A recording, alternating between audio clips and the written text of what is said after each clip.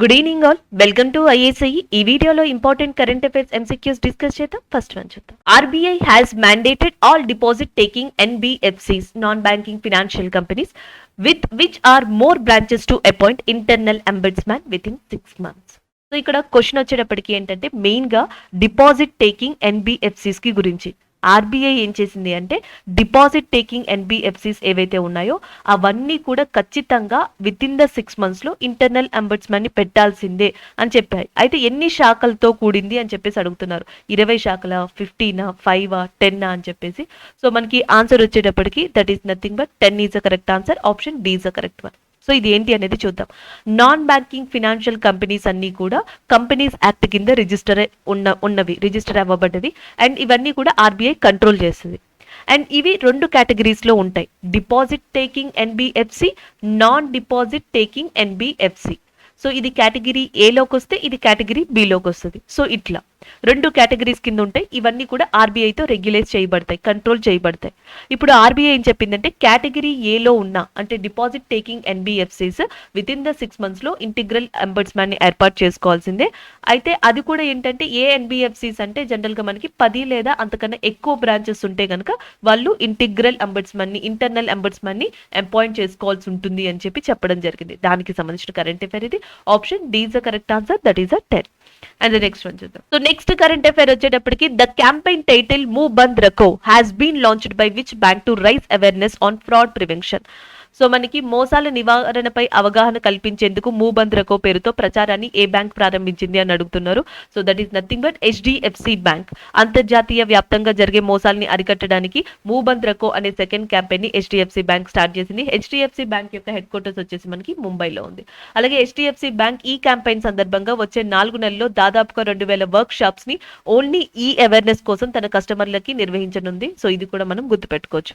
Next one చూద్దాం. Internationally acclaimed best selling author Wilbur Smith who has passed away recently was from which country. So ప్రపంచ వ్యాప్తంగా ప్రఖ్యాతిగాంచిన Wilber Smith recent గా చనిపోయారు. ఆయన ఏ ప్రాంతానికి సంబంధించిన వ్యక్తి అని అడుగుతున్నారు. విల్బర్ స్మిత్ దాదాపుగా 49 నావెల్స్ ని ఆయన లైఫ్ మొత్తంలో రాయడం జరిగింది. అలాగే నెక్స్ట్ వచ్చేటప్పటికి ఆయన యొక్క రచనలు ఏవైతే ఉన్నాయో దాదాపుగా ప్రపంచ వ్యాప్తంగా 140 మిలియన్ కాపీస్ అమ్ముడుబడ్డాయి. And that to 30 different languages లో. అలాంటి పేరు ప్రఖ్యాతులకు గాంచిన విల్బర్ స్మిత్ గారు సౌత్ ఆఫ్రికాకి సంబంధించిన రచయిత. రీసెంట్ గా చనిపోవడం జరిగింది. Option D is the correct answer. దక్షిణాఫ్రికా. And the next one, which village in Telangana has been selected as one of the best tourism village by the United Nations World Tourism Organization. United Nations World Tourism Organization ఇటీవల తెలంగాణలోని ఏ జిల్లాని the best tourism village కింద select చేసింది అని అడుగుతున్నారు. Pochampalli. Option B is the correct answer. United Nation World tourism Organization యొక్క head క్వార్టర్స్ అనేది స్పెయిన్ లో ఉంది. స్పెయిన్ లో మాడ్రిడ్ లో ఉంది. సో ఇక్కడ 24th section of world trade organisation అనేది వరల్డ్ టూరిజం ఆర్గనైజేషన్ అనేది జరగబోతుంది. ఈ 24th సెక్షన్ లో పోచంపల్లికి tourism village the best tourism village award ని కూడా ఇవ్వనున్నారు. పోచంపల్లిని భూదాన్ పోచంపల్లి అని కూడా పిలుస్తారంట. ఎందుకంటే 1958 ఏప్రిల్ మంత్ లో ఆచార్య వినోబా భావే గారు సో ఇక్కడ భూదాన్ మూవ్మెంట్ ని కూడా ప్రారంభించారంట. సో అలా చరిత్ర ప్రకారంగా కూడా this is a very famous thing. And Telangana నుంచి దట్టు పోచంపల్లి నుంచి పోచంపల్లి ఇక్తా అనేది జిఐ ట్యాగ్ ని కూడా పొందింది. జియోగ్రఫికల్ ఇండికేషన్ ట్యాగ్ ని కూడా పొందింది. సో ఇది కూడా మనం అడిషనల్ గా గుర్తుపెట్టుకోవచ్చు. Next one, which of the following countries will host the 2025 champions trophy and ICC flagship tournament after 2 decades. So దాదాపుగా 2 దశాబ్దాల తరువాత ఐసీసీ ఫ్లాగ్షిప్ టోర్నమెంట్ అయిన 2025 ఛాంపియన్షిప్ ట్రోఫీని ఈ కింది దేశాల్లో ఏ దేశం నిర్వహిస్తుంది అని అడుగుతున్నారు. సో రీసెంట్ గానే ఐసీసీ అనౌన్స్ చేసింది. So that is nothing but Pakistan. Option A is the correct answer. 2024 T20 world cup నేమో యుఎస్ఏ ఒకటి, నెక్స్ట్ వెస్ట్ ఇండీస్ ఒకటి, 2 కలిసి నిర్వహిస్తున్నాయి. 2026 T20 వరల్డ్ కప్ నేమో ఇండియా నిర్వహించనుంది. సో 2031 50 ఓవర్స్ వరల్డ్ కప్ అనే దాన్ని కూడా ఇండియానే నిర్వహించబోతుంది. సో ఇది కూడా మనం గుర్తుపెట్టుకోవచ్చు. నెక్స్ట్ వన్ చూద్దాం. According to the list by TRACE and anti bribery standard setting organisation, what is the rank of India in 2021 in global list the measures business bribery risk. So ఇక్కడ question వచ్చేటప్పటికి TRACE అనే ఒక anti bribery standard setting organisation ప్రపంచవ్యాప్తంగా 194 countries కి కలిపి 2021 కి సంబంధించి ఒక గ్లోబల్ లిస్ట్ ని ఇచ్చింది. అది కూడా బిజినెస్ బ్రైబరీ రిస్క్ కి సంబంధించి. సో దాంట్లో ఇండియా యొక్క ర్యాంక్ ఎంత అని చెప్పేసి అడుగుతున్నారు. ఇండియా యొక్క ర్యాంక్ వచ్చేటప్పటికి 82nd గా ఉంది. Option D is the correct answer.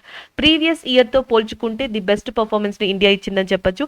Neighbouring countries తో పోల్చుకున్న ది బెస్ట్ పర్ఫార్మెన్స్ ఇండియా ఇచ్చిందని చెప్పొచ్చు. అంటే పక్కనున్న Nepal, Bhutan, Myanmar and even Pakistan లాంటి కంట్రీస్ తో పోల్చుకుంటే ఇండియా ది బెస్ట్ లేదా లో రిస్క్ కేటగిరీలో ఉంది అని కూడా చెప్పొచ్చు.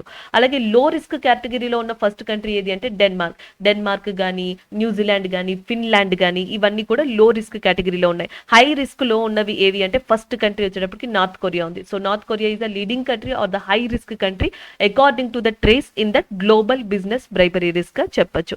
సో దీనికి కారణం జనరల్ గా ఇండియా ది బెస్ట్ పర్ఫార్మెన్స్ ని అంటే ఒక పాయింట్ ని మెరుగుపరచుకోవడానికి కారణం ఏంటి అంటే ఒకటి డైరెక్ట్ బెనిఫిషియరీ ట్రాన్స్ఫర్ అనేది స్టార్ట్ చేసాం. దీనివల్ల ట్రాన్స్పరెన్సీ అనేది కొద్దిగా ఇంప్రూవ్ అయింది అని చెప్పొచ్చు. ఈ గవర్నెన్స్ విధానాలు ఇంప్రూవ్ అయ్యాయి. సెంట్రల్ విజిలెన్స్ కమిషన్ ఒక కారణం అయి ఉండొచ్చు. అండ్ లోక్పాల్ అనేది ఒకటి. Lokpal, central vigilance commission, direct beneficiary transfer and as well as e governance ఇవన్నీ కూడా ఏవైతే ఆన్లైన్ పరంగా మొదలు పెట్టామో ఒక రకంగా చెప్పాలంటే ఇంటర్నెట్ ఆన్లైన్ ప్లాట్ఫామ్ అనేది ఒక ట్రాన్స్పరెన్సీని స్టార్ట్ చేసింది. మేబీ ట్రాన్స్పరెన్సీ అనేది కంప్లీట్ గా రాకపోయినా ట్రాన్స్పరెన్సీ స్టార్ట్ చేసింది అని చెప్పొచ్చు. సో ఇలాంటి విధానాల ద్వారా గతంలో మనకి 45 పాయింట్స్ ఎక్కువ ఉండే బ్రైబరీ పాయింట్స్ అనేవి, కానీ ఇప్పుడు 44 పాయింట్స్ వచ్చి ర్యాంక్ 82nd కి రావడం జరిగింది. So that is India. And the next one, recently who has been appointed as the chairman of the international cricket council cricket committee. So ఇక్కడ వచ్చేటప్పటికి మనకి ఇంటర్నేషనల్ క్రికెట్ కౌన్సిల్లో క్రికెట్ కమిటీ, మెన్స్ క్రికెట్ కమిటీకి chairman గా appoint అయింది ఎవరు? Rahul Dravid, Virender Sehwag, Sourav Ganguly, Sachin Tendulkar. So answer Sourav Ganguly is the correct answer. Option C is the correct one. ప్రస్తుతం BCCI యొక్క ప్రెసిడెంట్ గా ఉన్న సౌరవ్ గంగోలీ గారు international cricket council men's cricket team కి కూడా చైర్మన్ గా అవనున్నారు. Option C is the correct answer. అలాగే ఐసీసీ యొక్క హెడ్ క్వార్టర్స్ వచ్చేసి మనకి దుబాయ్ లో ఉంది. And Rahul Dravid Indians men's team కి హెడ్ కోచ్ గా వ్యవహరించనున్నారు. సో అది కూడా మనం గుర్తుపెట్టుకోవచ్చు. So next one, which country will become the first country to establish a digital embassy after an agreement with metaverse platform డీసెంట్రల్ land. So మనకి మెటావర్స్ ప్లాట్ఫామ్ అయిన డీసెంట్రల్ land తో ఒప్పందం చేసుకున్న తర్వాత డిజిటల్ రాయబార కార్యాలయాన్ని స్థాపించిన ప్రపంచంలోని మొట్టమొదటి దేశం ఏది అని అడుగుతున్నారు. సో ఇక్కడ డీసెంట్రల్ ల్యాండ్ అని ఉంది కదా, ఇది ఒక వర్చువల్ వరల్డ్ లాంటిది. సో ఇది ఒక వర్చువల్ ప్లాట్ఫామ్ ని క్రియేట్ చేస్తుంది. సో దీంట్లో ఏంటంటే మనం ఒక వర్చువల్ ప్లేస్ ని కొనుక్కుని లేదా దాన్ని పర్చేస్ చేసుకుని అక్కడ మనం మార్కెట్ ని కానీ లేకపోతే మనకి కావాల్సిన ఏదో ఒక సిస్టమ్ ని కానీ ఒక ప్లేస్ ని కానీ డెవలప్ చేసుకోవచ్చు. అలా డీసెంట్రల్ ల్యాండ్ తో ఒప్పందం కుదుర్చుకుని మనకి ఏదైతే కరేబియన్ ఐలాండ్స్ అంటాం కదా, గ్రూప్ ఆఫ్ కరేబియన్ ఐలాండ్స్ లోని వన్ ఆఫ్ ద కంట్రీ అయిన బార్బడోస్ అనేది సో మనకి ఈ వర్చువల్ ఎంబసీని ప్రపంచంలోనే మొట్టమొదటిసారిగా వర్చువల్ ఎంబసీని ఏర్పాటు చేయనుంది. Option B is the correct answer. దీని యొక్క కరెన్సీ వచ్చేటప్పటికి Barbados dollar and Bridgetown అనేది దీని యొక్క క్యాపిటల్ గా ఉంది. సో ఈ రెండింటిని కూడా మనం గుర్తుపెట్టుకోవచ్చు. నెక్స్ట్ వన్ చూద్దాం. World toilet day is observed globally on. So world toilet day ఎప్పుడు అని అడుగుతున్నారు. ఆన్సర్ వచ్చేటప్పటికి option C is the correct answer. 19th November. So ప్రపంచ మరుగుదొడ్ల దినోత్సవాన్ని ప్రపంచవ్యాప్తంగా 19th నవంబర్ జరుపుకుంటారు. దీన్ని United Nation General Assembly recognise చేసింది 2013లో. ప్రపంచవ్యాప్తంగా శానిటేషన్ కి సంబంధించిన ప్రాబ్లమ్స్ పై అవగాహన కల్పించడానికి దాన్ని ట్యాకిల్ చేయడం కోసం యునైటెడ్ నేషన్ జనరల్ అసెంబ్లీ 2013లో దీన్ని స్టార్ట్ చేసింది. సో భారతదేశ విషయానికి వస్తే భారతదేశంలో స్వచ్ఛ భారత్ అభియాన్ గానీ స్వచ్ఛ భారత్ మిషన్ గానీ వాష్ అనే ప్రోగ్రామ్స్ గానీ ఇవన్నీ కూడా టాయిలెట్స్ విషయంలో గానీ శానిటేషన్ విషయంలో గానీ ఇండియాలో కొన్ని విషయాలని మెరుగుపరిచాయని చెప్పొచ్చు. లైక్ స్వచ్ఛ భారత్ అభియాన్ కింద క్లీన్ ఇండియా మిషన్ ని తీసుకొచ్చి దాదాపుగా భారతదేశంలోని గ్రామ ప్రాంతాల్లో రూరల్ ఏరియాలో 12 మిలియన్ పీపుల్ కి టాయిలెట్స్ ని కన్స్ట్రక్ట్ చేయడం జరిగింది. అలాగే వాష్ ప్రోగ్రామ్ తీసుకొచ్చి శానిటేషన్ ని లేకపోతే వాటర్ ఫెసిలిటీని లేకపోతే ఇలాంటి వాటిని కూడా కంప్లీట్ గా క్లీన్ గా ఉంచేందుకు దట్టు అంగన్వాడీస్ ప్రీ స్కూల్లో ఉంచేందుకు గవర్నమెంట్ ఆఫ్ ఇండియా ట్రై చేసిందని చెప్పొచ్చు. సో ఇవన్నీ గుర్తుపెట్టుకోవచ్చు. అలాగే యునైటెడ్ నేషన్స్ యొక్క సస్టైనబుల్ డెవలప్మెంట్ గోల్స్ లో 6th సస్టైనబుల్ డెవలప్మెంట్ గోల్ వచ్చేటప్పటికి వాటర్ అండ్ శానిటేషన్ అనేది ఖచ్చితంగా 2030 కల్లా ప్రపంచంలోని ప్రతి ఒక్కరికి అందాలి అనేది యునైటెడ్ నేషన్ యొక్క సమ్మిళిత లక్ష్యాల్లో వన్ ఆఫ్ ద లక్ష్యంగా చెప్పొచ్చు. 6th గోల్ గా కూడా చెప్పొచ్చు. సో నెక్స్ట్ వన్ చూద్దాం. The recently union minister of youth affairs and sports Shri Anurag Thakur presented the first ever SAI sports authority of India institutional awards to how many athletes and coaches across the country. ఇటీవల కేంద్ర యువజన వ్యవహారాలు and క్రీడల మంత్రి శ్రీ అనురాగ్ ఠాకూర్ దేశవ్యాప్తంగా ఎంతమంది క్రీడాకారులు మరియు కోచ్లకు తొలిసారిగా స్పోర్ట్స్ అథారిటీ ఆఫ్ ఇండియా సంస్థాగత అవార్డులని అందించారని అడుగుతున్నారు. ఆన్సర్ వచ్చేటప్పటికి 246 is the correct answer. Option D is the correct one. So మనకి sports authority of India institutional awards ని అనురాగ్ ఠాకూర్ గారు 246 మంది అవార్డీస్కి అందించడం జరిగింది. 2016 నుంచి ప్రపంచ వ్యాప్తంగా ఎవరైతే భారతదేశ క్రీడాకారులు కాంట్రిబ్యూట్ చేశారో, పథకాల్ని తీసుకొచ్చారో వాళ్ళందరినీ సెలెక్ట్ చేసి ఈ అవార్డ్స్ ని ఇవ్వడం జరిగింది. ఆప్షన్ డి అనేది కరెక్ట్ అవుతుంది. అదే కాక జనరల్ గా ప్రతి సంవత్సరం కూడా sports authority of India Dhyan Chand Khel Ratna award ని, మేజర్ ధ్యాన్ చంద్ అవార్డ్ ని, మౌలానా అబుల్ కలాం ఆజాద్ ట్రోఫీ అనే దానిని, అండ్ రాష్ట్రీయ ఖేల్ పురస్కార్ అనే దాన్ని, లేదా ప్రోత్సాహ పురస్కార్, ఖేల్ ప్రోత్సాహ పురస్కార్ అనే దాన్ని, అర్జున అవార్డ్ ని, ద్రోణాచార్య అవార్డ్ ని, సో ఇలా పలు అవార్డ్స్ ని ఇవ్వడం జరుగుతుంది. ఈసారి మౌలానా అబుల్ కలాం ఆజాద్ ట్రోఫీ అనేది పంజాబ్ యూనివర్సిటీకి కూడా రావడం జరిగింది. సో ఇలా మనం గుర్తుపెట్టుకోవచ్చు. నెక్స్ట్ వన్ చూద్దాం. Who is the author of the book the disruptor how Vishwanath Pratap Singh shook India? So the disruptor how Vishwanath Pratap Singh shook India పుస్తక రచయిత ఎవరు అని అడుగుతున్నారు. సో ఆప్షన్స్ లో డిఫరెంట్ ఆప్షన్స్ ఇచ్చారు. ఆన్సర్ వచ్చేటప్పటికి దెబాశిష్ ముఖేరి. సో దెబాశిష్ ముఖేరి ఎవరైతే ఉన్నారో option A is the correct answer. So ఈయన రాశారు the disruptor how Vishwanath Pratap Singh shook India. Vishwanath Pratap Singh is the 8th prime minister of India. 1989 నుంచి 1990 జనవరి మధ్యలో భారతదేశపు ప్రధానమంత్రిగా వర్క్ చేశారు. భారతదేశపు రక్షణ మంత్రి అంటే డిఫెన్స్ మినిస్టర్ గా కూడా వర్క్ చేశారు. And as well as a chief minister of Uttar Pradesh గా కూడా విపి సింగ్ గారు వర్క్ చేసి ఉన్నారు. Vishwanath Pratap Singh is very famous because of a Mandal commission. Mandal commission ఇచ్చిన ఓబీసీకి సంబంధించిన 27% ఆఫ్ రిజర్వేషన్ అనేది మనకి ప్రభుత్వ రంగాల్లో ఎంప్లాయ్మెంట్ లో ఉండాలి అని చెప్పేసి పార్లమెంట్ లో ప్రతిపాదించిన వ్యక్తిగా కూడా, ప్రైమ్ మినిస్టర్ గా కూడా విశ్వనాథ్ ప్రతాప్ సింగ్ గారు ఉన్నారు. సో అలాంటి విశ్వనాథ్ ప్రతాప్ సింగ్ గారికి సంబంధించిన పొలిటికల్ కెరియర్ కి సంబంధించిన ప్రస్తావాన్ని the disruptor how Vishwanath Pratap Singh shook India అనే బుక్ ద్వారా దెబాశిష్ ముఖేరి గారు రాసి ఉన్నారు. Option A is the correct answer. And next one చూద్దాం. Next one, which of the following cricketers have been recently inducted into ICC hall of fame? So మనకి ICC hall of fame అనేది ఏంటంటే ఎవరైతే cricket హిస్టరీలో ఎక్కువగా contribute చేస్తారో, more probably ఎక్కువ experience కల వాళ్ళు ఉంటారు, ది బెస్ట్ పర్ఫార్మెన్స్ ఇస్తారు, అలాంటి వాళ్ళకి ఐసీసీ హాల్ ఆఫ్ ఫేమ్ అనేది ఇవ్వబడుతుంది. ఇంకా there is a lot of eligibilities are there. నేను ఓవరాల్ గా చెప్పాను, లాట్ ఆఫ్ ఎలిజిబిలిటీస్ కూడా ఉన్నాయి ఐసీసీ హాల్ ఆఫ్ ఫేమ్ అనేది అందుకోవడానికి. ప్రపంచ వ్యాప్తంగా 106 మంది players ICC hall of fame ని అందుకున్నారు. ఇటీవల శ్రీలంకకి సంబంధించిన జయవర్ధనే, పొలాక్ అండ్ బ్రిటిన్ వీళ్ళ ముగ్గురు కూడా ICC hall of the fame ని అందుకోవడం జరిగింది. Option D is the correct answer. ఇండియాకి సంబంధించి సచిన్ టెండూల్కర్, సునీల్ గవాస్కర్, అనిల్ కుంబ్లే, సో ఇలాంటి వాళ్ళు కూడా ఈ అవార్డ్ ని అందుకున్నారు ఐసీసీ హాల్ ఆఫ్ ఫేమ్ ని. And the next one, India first fisheries business incubator has been launched. So భారతదేశంలో మొట్టమొదటి business incubator, fishes business incubator ని ఎక్కడ లాంచ్ చేశారని అడుగుతున్నారు. హర్యానా. సో హర్యానాలోని గురుగ్రామ్ ప్రాంతంలో మొట్టమొదటిసారిగా లాంచ్ చేయడం జరిగింది. ఇదేంటంటే it is a platform. It is basically a platform, ఒక స్థలం అంతే.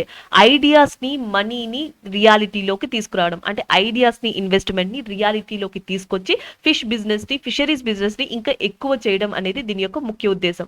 మొట్టమొదటిసారిగా 10 ప్లేసెస్ లో దీనిని స్టార్ట్ చేయాలని చెప్పి రికగ్నైజ్ చేశారు. మొట్టమొదటిగా హర్యానా గురుగ్రామ్ లో దీన్ని ప్రారంభించడం జరిగింది. ఆల్రెడీ ఎగ్జిస్ట్ అయ్యున్న ప్రధానమంత్రి మత్స్య సంపద యోజన లాంటి పథకాలని ఇది బూస్టప్ చేస్తుంది అని కూడా చెప్పడం జరిగింది. దీని తర్వాత బీహార్, గుజరాత్ లాంటి ప్రాంతాల్లో కూడా మనకి ఫిషరీస్ బిజినెస్ ఇంక్యుబేటర్ ని స్టార్ట్ చేయనున్నారు. సో భారతదేశంలో ఎప్పటి నుంచో మనకి ఈ ఫిషరీస్ ఇండస్ట్రీస్ ని ఇంక్రీజ్ చేసుకుంటూ వస్తున్నారు. ఎందుకంటే సన్ రైజ్ ఇండస్ట్రీ అని కూడా ఫిషరీస్ ని పిలుస్తారంట. ఈ మత్స్య సంపదని సన్ రైజ్ ఇండస్ట్రీ అని కూడా పిలుస్తారంట. అందుకని ఎప్పటికప్పుడు ప్రతి గవర్నమెంట్ కూడా దీనికంటూ కాంట్రిబ్యూట్ చేయడం, ప్రత్యేకతని ఇవ్వడం స్టార్ట్ చేసింది. లైక్ మనకి బ్లూ రివల్యూషన్, నీలి విప్లవం అంటాం కదా, ఎస్పెషల్లీ ఫిషెస్ కోసం అని చెప్పేసి దీని 7th 5-year ప్లాన్ లేదా 1985 నుంచి 1990 మధ్యలో ఇండియాలో లాంచ్ చేశారు. దాని తర్వాత అంత బాగా డెవలప్ చేసింది ప్రధానమంత్రి మత్స్య సంపద యోజన ద్వారా చెప్పొచ్చు. సో ప్రధానమంత్రి మత్స్య సంపద యోజన, లేకపోతే కొన్ని యాప్స్ ని తీసుకురావడం, కొన్ని వెబ్సైట్స్ ని తీసుకురావడం, ఇలా బిజినెస్ ఇంక్యుబేటర్స్ ని తీసుకురావడం వల్ల ఫిషరీస్ బిజినెస్ ని కానీ, ఈ ఇండస్ట్రీస్ ని కానీ భారతదేశంలో ఎక్కువగా డెవలప్ చేసేందుకు అవకాశాలు ఉన్నాయి. నెక్స్ట్ వన్ చూద్దాం. So next question, recently NTPC Limited has signed an MOU with which organization for the generation and storage of renewable energy? ఇటీవల NTPC Limited పునరుత్పాదక ఇంధన ఉత్పత్తి మరియు నిల్వ కోసం ఏ సంస్థతో కలిసి MOU పై సంతకం చేసింది అని అడుగుతున్నారు. So that is nothing but Indian oil corporation limited, IOCL తో NTPC ఒప్పందాన్ని కుదుర్చుకుంది. సో అది కూడా ఎందుకంటే రినవబుల్ ఎనర్జీకి సంబంధించిన స్టోరేజ్ కోసం. Option C is the correct answer. And next one, Prime Minister Narendra Modi recently inaugurated the Purvanchal Expressway in which state? So ఇటీవల prime minister Narendra Modi Purvanchal expressway అనే దాన్ని స్టార్ట్ చేశారు. అది కూడా ఉత్తరప్రదేశ్ కేంద్రంగా. ఆప్షన్ బి అనేది కరెక్ట్ అవుతుంది. Next one India railways first pod hotel or capsule hotel was inaugurated at which of the following railway station? భారతదేశం యొక్క మొట్టమొదటి పాడ్ హోటల్ అనే దాన్ని ఎక్కడ స్టార్ట్ చేశారని అడుగుతున్నారు. Mumbai central railway station. Option B is the correct answer. Like Japan China model తో కూడుకున్నది. సో జపాన్ లాంటి కంట్రీస్ లో ఇది చాలా ఫేమస్ గా చెప్పొచ్చు. సో అదే నమూనాతో ఫస్ట్ పాడ్ హోటల్ ని భారతదేశంలో ముంబై సెంట్రల్ రైల్వే స్టేషన్ లో ప్రారంభించారు. Option B is the correct answer. November 17th, 2021 marked the 93rd death anniversary of whom? So 2021 November 17 అనేది ఎవరి 93వ వర్ధంతిని జరుపుకుంది అని అడుగుతున్నారు. That is nothing but Lala Lajpat Rai. So భారతదేశం యొక్క చరిత్రలోనే one of the important person గా, one of the important freedom fighter గా మనకి లాలా లజపతి రాయ్ గారిని చెప్పొచ్చు. సో జనరల్ గా లాల్ బాల్ పాల్ అంటాం కదా, ఎక్స్ట్రీమిస్ట్ అతివాదులు బాలగంగాధర్ తిలక్, బిపిన్ చంద్రపాల్, లాలా లజపతి రాయ్. సో అలాంటి లాలా లజపతి రాయ్ గారి యొక్క 93rd డెత్ యానివర్సరీ అనేది November 17th, 2021 ఇటీవల జరిగింది. Option A is the correct answer. Thank you.